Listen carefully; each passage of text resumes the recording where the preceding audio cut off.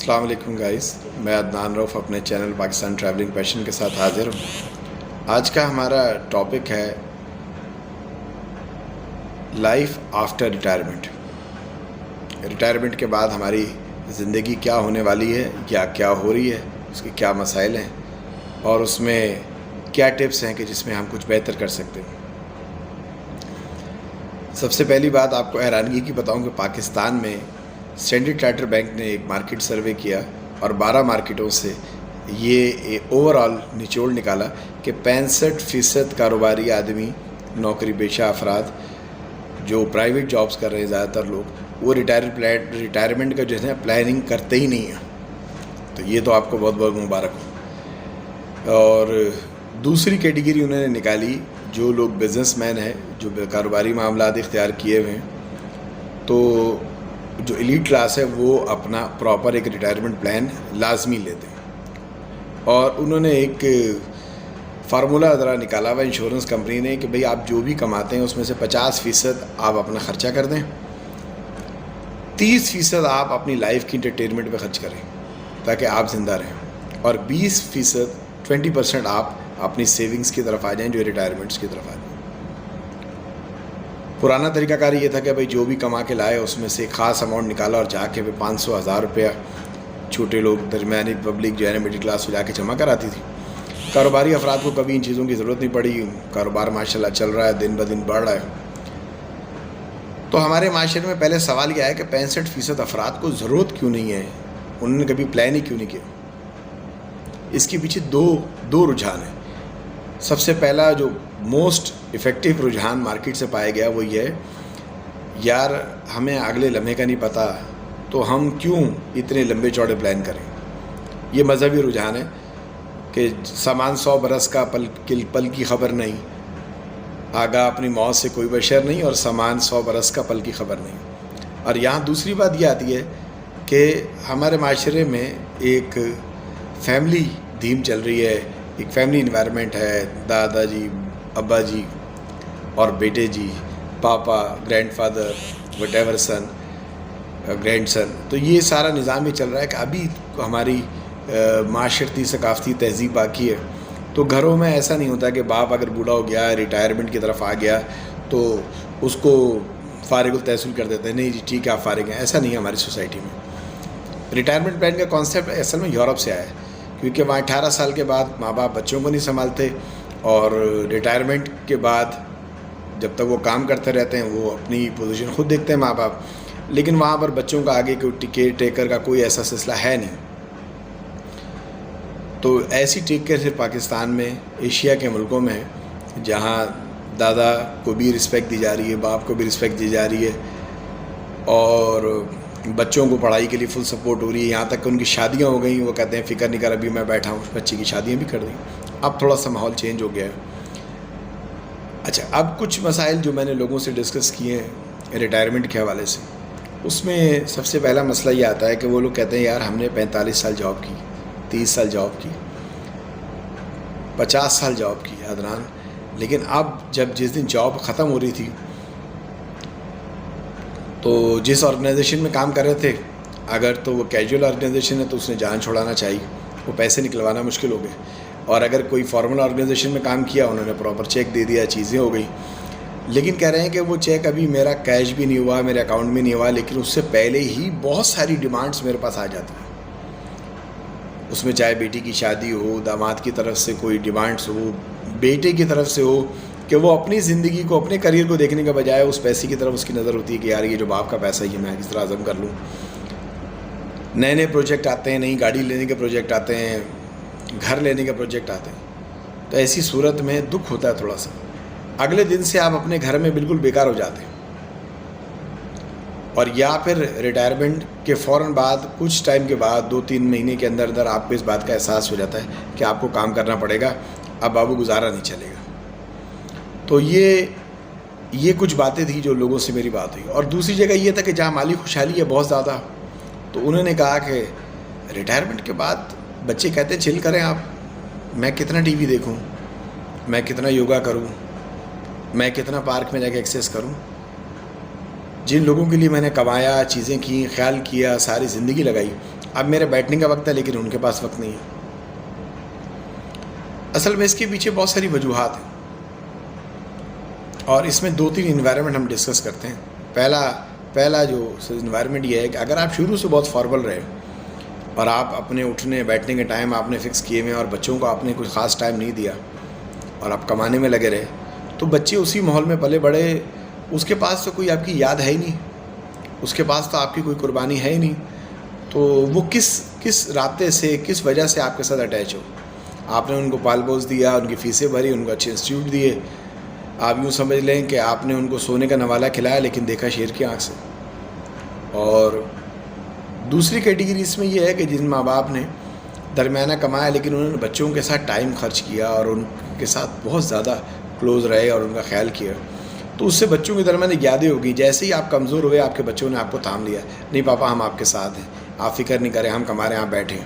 اب آپ کی بڑی اچھی لائف ہے, آپ اپنے پوتے پوتیوں کے ساتھ, اپنے دامادوں کے ساتھ, اپنے نوازوں کے ساتھ آپ انجوائے کریں لائف کی. تیسری کیٹیگری یہ آتی ہے کہ آپ بچوں کو ایکسٹریم پیار کرتے ہیں, ایکسٹریم لاڈ کرتے ہیں, ان کو ساری زندگی انگلی پکڑ کے چلنا آپ سکھانا تو چھوڑے, آپ ان کو پاؤں بھی رکھنے نہیں دیتے زمین پر. اور ایک وقت ایسا آتا ہے کہ وہ بچوں کو اتنی لاڈ پیار کی عادت ہوتی ہے, وہ ماں باپ کو کتا سمجھتے ہیں. وہ کہتے ہیں کہ شروع سے لے کر آخر تک, ہمارے مرنے تک ہمارے باپ, ہماری ماں ہمارا نوکر ہے.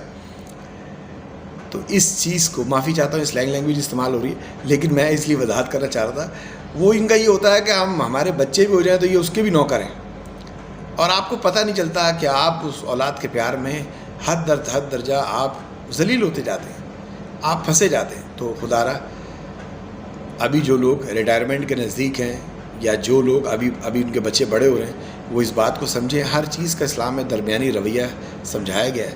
تو آپ نے بھی میانہ روی سے جو ہے نا زندگی میں چلنا ہے. بچوں کو پیار کریں, ان سے ٹائم دیں, سادہ زندگی گزاریں, آسان کریں. اب رہ گیا سلسلہ کہ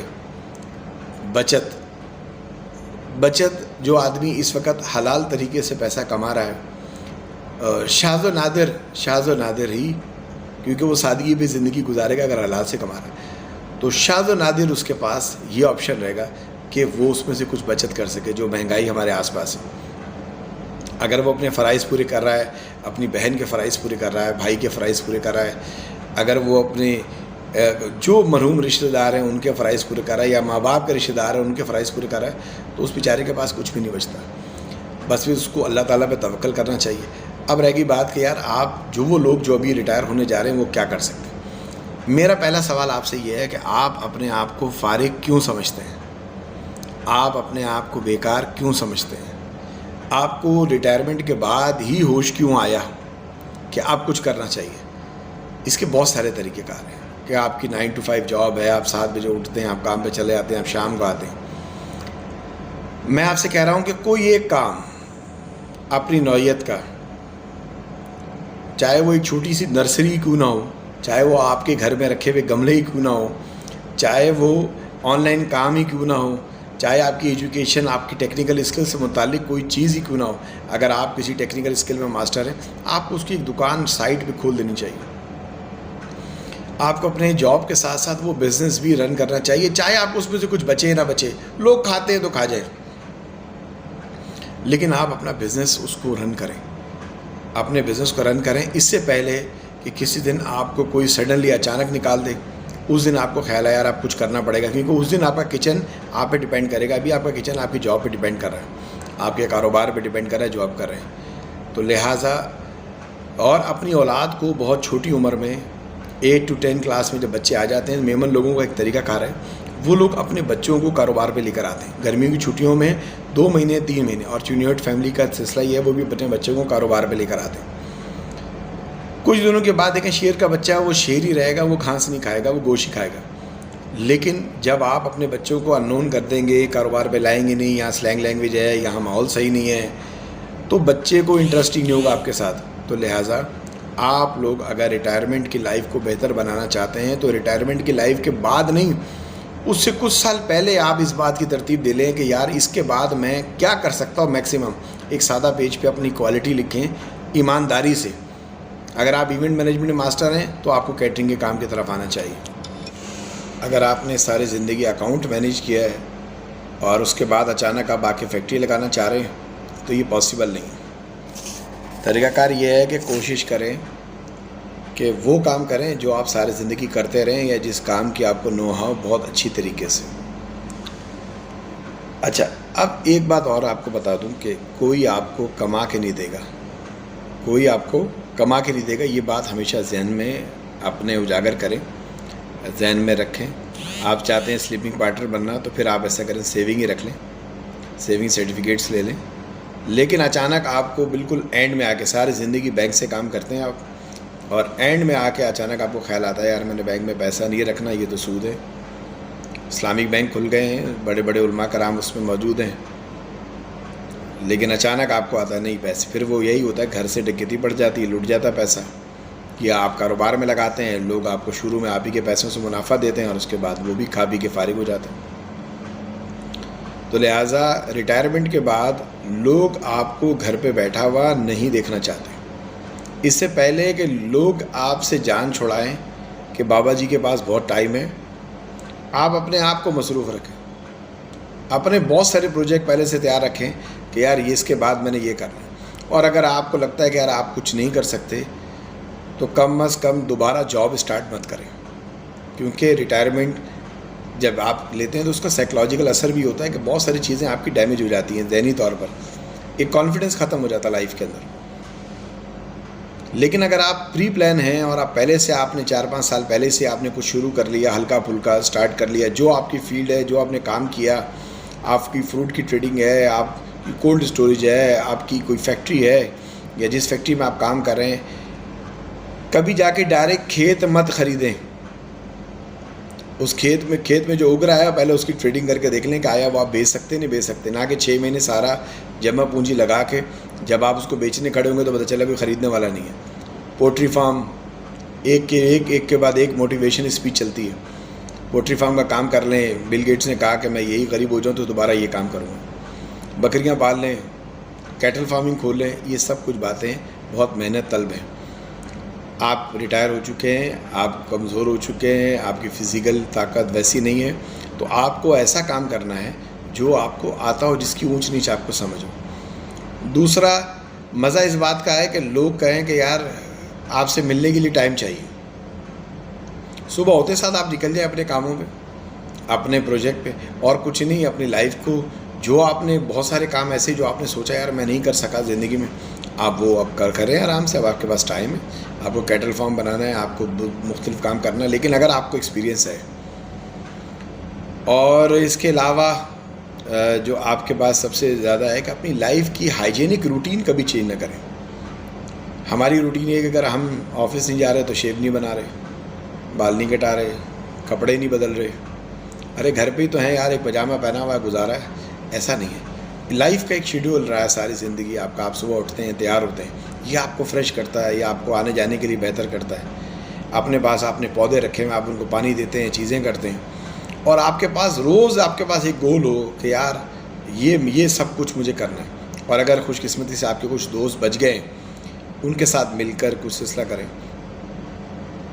اور اگر آپ نے کوئی ایسا کاروبار جس کی آپ کو جان پہچان ہے اور آپ نے سٹارٹ کر لیا، تو اس میں اپنے کچھ لوگوں کو ساتھ لگا لیں جن سے آپ کمفرٹیبل رہتے ہیں۔ جب آپ کا بیٹا بھی ہو سکتا ہے، وہ آپ کا داماد بھی ہو سکتا ہے، وہ آپ کے دوست بھی ہو سکتے ہیں، وہ آپ کے آفس کولیگ بھی ہو سکتے ہیں۔ تو اس سے پہلے کہ لوگ آپ سے جان چھڑائیں، آپ لوگوں سے جان چھڑا لیں اور اپنے آپ کو تیار کریں اور اپنا پیسہ سنبھال کے رکھیے گا، یہ پیسہ دوبارہ نہیں آنا۔ تو اس میں آپ اپنے لیے پراپرٹی خرید سکتے ہیں۔ پراپرٹی خریدنے میں سب سے بہترین چیز جس پہ آپ کو ارننگ ہوتی ہے، جن لوگوں نے زندگی بھر اپنے ایسٹ بنائے ہوتے ہیں، وہ لوگ اس کے بعد ساری زندگی اس سے کھاتے ہیں اور اس کی ورتھ بھی بڑھتی ہے۔ تو ریئل اسٹیٹ کے اندر ایسی گمنام جگہ پلاٹ نہ خریدیں جہاں نہ آج نہ بندہ نہ بندے کے ساتھ، ایسے گھر خریدیں جس میں میٹر لگے ہوئے ہوں، لوگ رہ رہے ہوں، 2-4 سال گزر چکے ہوں، تاکہ اگر کوئی قبضہ گروپ نے بنایا بھی ہے تو دوسرا قبضہ گروپ اس کو گرانے نہ آ جائے۔ 2 قبضہ گروپ ہیں، ایک وہ جو بنا رہا ہوتا ہے بلڈر، دوسرا وہ جو ان کے ساتھ ملا ہوتا ہے گورنمنٹ سیکٹر۔ تیسری بات یہ ہے کہ آپ اس کی جگہ دکانیں بھی لے سکتے ہیں۔ دکانوں کا سلسلہ یہ کہ اس میں آپ کو ایکسپینسز نہیں کرنے پڑتے۔ دکان والے نے دکان کھولی ہوئی، اس میں ایک لائٹ لگا ہے، ایک پنکھا، ایک بلب لگا ہوا ہے، بس وہ چل رہا کام۔ اس میں آپ کو سینیٹری چینج نہیں کرنی، اس میں موٹریں جل گئی تو آپ کو بنانا نہیں ہے، کرایہ دار بار بار آپ کی جان کھا رہا ہے، کرایہ نہیں دے رہا، کیونکہ کاروباری آدمی اس نے کاروبار کرنا ہے، ایک نہیں 10 آئیں گے. لیکن گھر والوں کے ساتھ یہی سلسلہ ہوتا ہے کہ ادھر سے کنڈا مار دیا، یہ کر دیا، کبھی موٹر جلا دی، کبھی پانی کے ٹینک ہے. یہ ساری مشکلوں سے آپ کی جان عذاب ختم ہو جائے گی. تو آپ نے آج سے ہی اپنی ریٹائرمنٹ پلاننگ کرنی ہے. اگر آپ ریٹائرمنٹ کے قریب ہیں، سیونگ کرنا چاہتے ہیں سیونگ کر لیں، لیکن سب سے بہتر یہ ہے کہ آپ کا ایکٹیو رہنا بہت ضروری ہے، اور اس میں سے اپنے لیے مارجن نکالیں. جو خواہشیں آپ کی زندگی بھر پوری نہیں ہو سکی، کم از کم اب اولاد کو فراموش کر دیں اور اپنے لیے جئیں. اپنا اور اپنے آس پاس والوں کا خیال رکھیے گا. اللہ حافظ.